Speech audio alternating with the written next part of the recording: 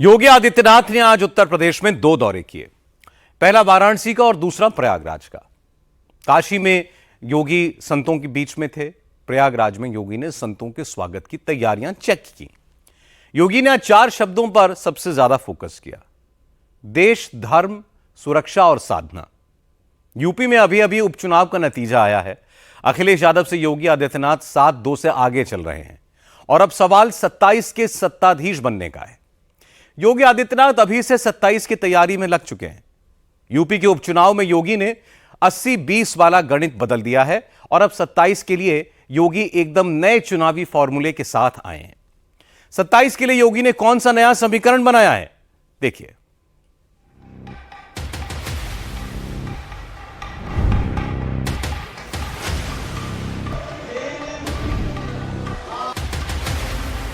हमारा देश सुरक्षित है तो हमारा धर्म भी सुरक्षित है। हमारा देश सुरक्षित है, हमारा धर्म भी सुरक्षित है। हमारा धर्म सुरक्षित है, हम भी सुरक्षित हैं।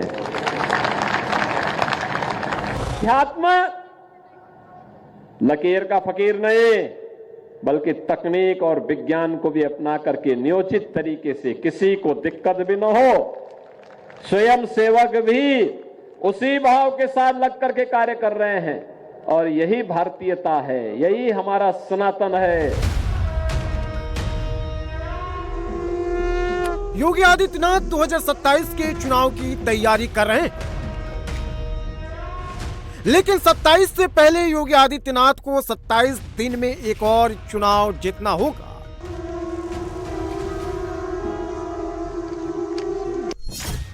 (2027) से पहले यूपी में मिल्कीपुर में उपचुनाव होगा। अयोध्या के मिल्कीपुर में योगी को कमल खिलाना ही होगा।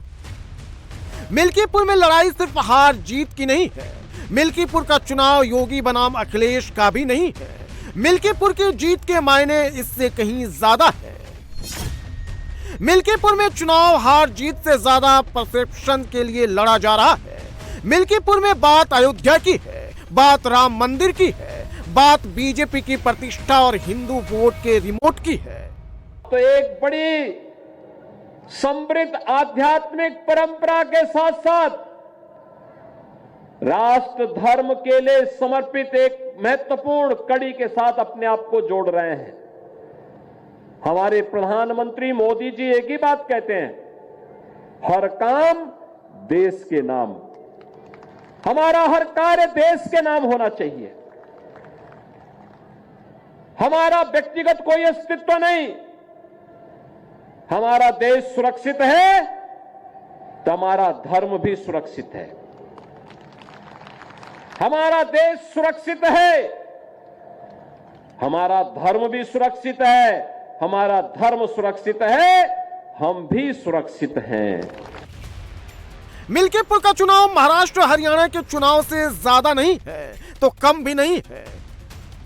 जो मूड इस वक्त देश का बन रहा है, उसके हिसाब से हिंदुत्व के लिए ये सीट जीतना सबसे ज्यादा जरूरी है। मिल्कीपुर में अभी चुनाव की तारीखों का ऐलान नहीं हुआ है, लेकिन योगी ने जीत का फॉर्मूला बना लिया है। योगी का फॉर्मूला है 80% हमारा है, 20% में बंटवारा है। प्रवासी भारतीय दिवस का कार्यक्रम विदेश मंत्रालय के द्वारा वाराणसी में आयोजित था और जितने भी दुनिया के देशों से आए हुए प्रवासी भारतीय थे, लगभग 8,000 के आसपास उनकी संख्या थी। वे लोग प्रयागराज में भी आए थे, कुंभ में आए थे। उनके साथ मुझे संवाद करने का अवसर प्राप्त हुआ था। मैंने उनसे पूछा, भाई आपको क्या अच्छा लगा कुंभ में? पहले भी आप आए थे? कहते थे साहब, पहले की तुलना में अच्छा इंफ्रास्ट्रक्चर है, अच्छी सड़कें हैं, कनेक्टिविटी भी है, स्वच्छता पहले की तुलना में बहुत अच्छी है, लेकिन सबसे अच्छी चीज जो हमें देखने को मिली है वह पुलिस का व्यवहार देखने को मिला है।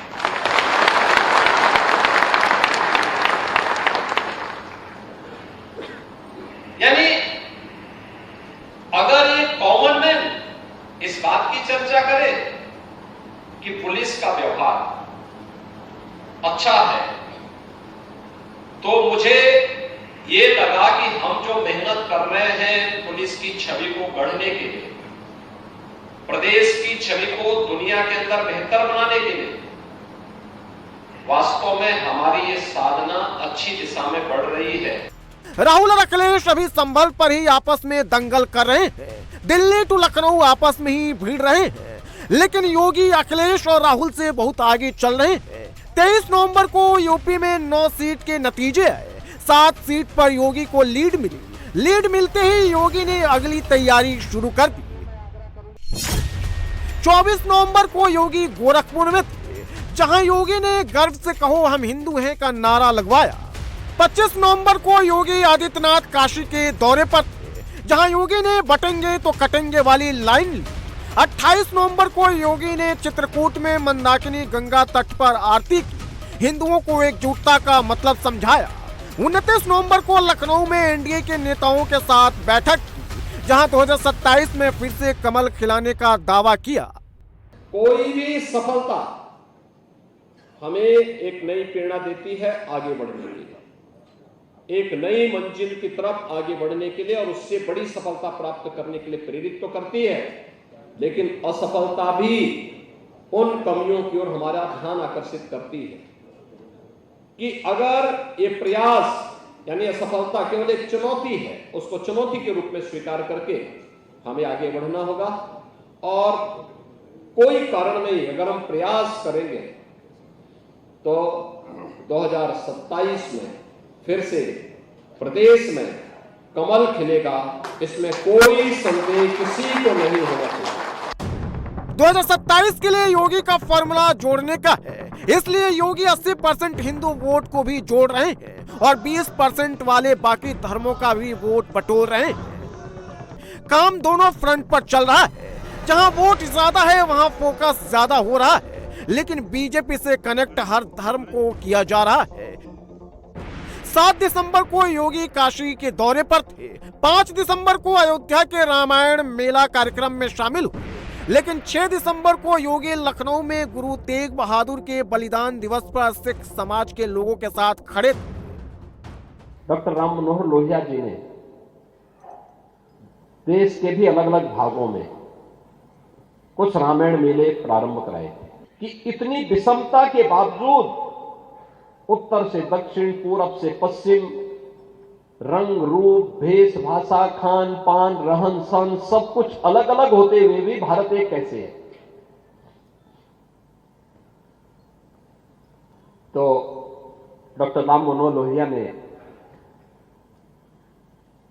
उस पत्रकार को बहुत गौर से देखा और कहा, एक ही बात कही।